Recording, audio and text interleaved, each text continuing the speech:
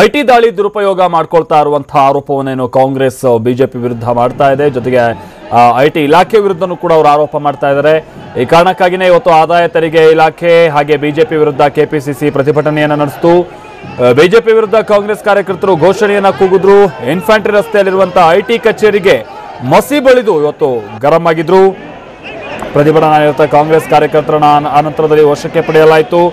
ಪೊಲೀಸರು ಮಧ್ಯ ಪ್ರವೇಶಿಸುವ ಮುಖಾಂತರವಾಗಿ ಪರಿಸ್ಥಿತಿ ಕೈ ಮೀರಿ ಹೋಗದಂತ ರೀತಿಯಲ್ಲಿ ಅವರು ತಡೆದ್ರು.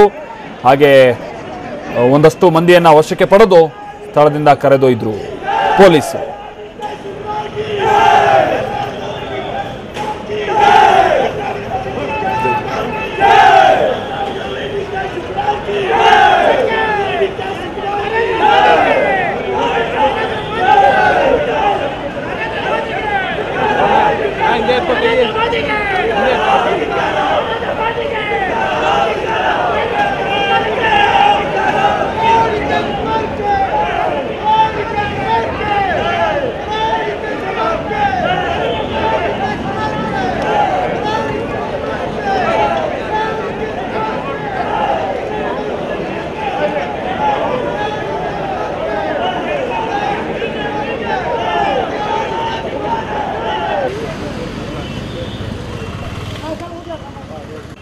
ಇಲ್ಲಿ ಮಸಿ ಬೆಳೆದಿರೋದನ್ನು ಕೂಡ ನಾವು ಗಮನಿಸ್ತಾ ಇದ್ದೀವಿ. ಮಸಿ ತುಂಬಿಕೊಂಡು ಒಂದು ಬಕೆಟ್ನಲ್ಲಿ ಮಸಿ ತುಂಬಿಕೊಂಡು ಕೂಡ ಬಂದಿದ್ರು, ಅದನ್ನು ಕೂಡ ನೋಡ್ತಾ ಇದ್ದೀವಿ ನಾವು.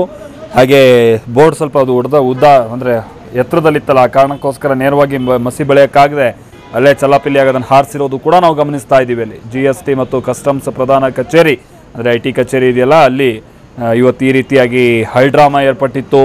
ಪೊಲೀಸರು ಕೂಡ ಅಲ್ಲಿ ಮುತ್ತಿಗೆ ಹಾಕೋದಕ್ಕೆಲ್ಲ ಅವಕಾಶವನ್ನು ಕೊಡಲಿಲ್ಲ. ಈ ಕಾರಣಕ್ಕಾಗಿ ಸಿಟ್ಟಿಗೆದ್ದಂಥ ಕಾರ್ಯಕರ್ತರು ನೇರ ಹೋಗಿ IT ಇಲಾಖೆಗೆ ಸಂಬಂಧಪಟ್ಟಂತಹ ಬೋರ್ಡ್ಗೆ ಮಸಿಯನ್ನ ಎರಚಿದ್ದಾರೆ. ಈ ಮುಖಾಂತರವಾಗಿ ತಮ್ಮ ಆಕ್ರೋಶ ಹೊರಹಾಕಿದ್ದಾರೆ. ನೋಡ್ತಾ ಇದ್ದೀವಿ ನಾವಿಲ್ಲಿ ಮಸಿ ಎರಚ್ತಾ ಇರುವಂತಹ ದೃಶ್ಯ ಕೂಡ ಕ್ಯಾಮರಾ ಕಣ್ಣಲ್ಲಿ ಸೆರೆಯಾಗಿದೆ. ಪೊಲೀಸರು ಆ ಸಂದರ್ಭದಲ್ಲಿ ಅವರನ್ನ ವಶಕ್ಕೆ ಪಡಿತಾ ಇರೋದನ್ನು ಕೂಡ ಗಮನಿಸ್ತಾ ಇದ್ದೀವಿ.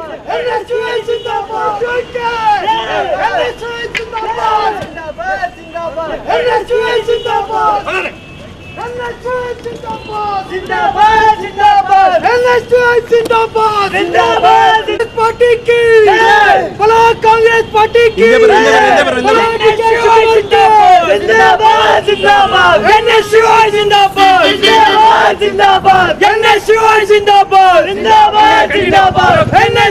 जिंदाबाद।